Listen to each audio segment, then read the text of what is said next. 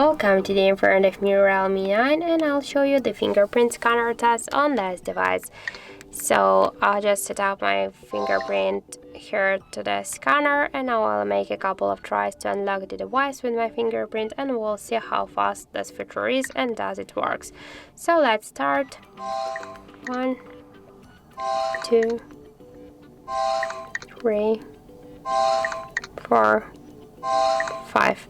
So as we can see, the fingerprint scanner works here really fast. We just can unlock the device just less than 1 second.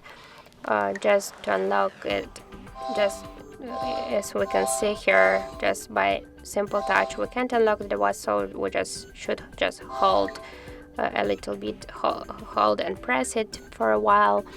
And I suggest you to try this unlock method, for example, if you don't like the passwords or PIN codes.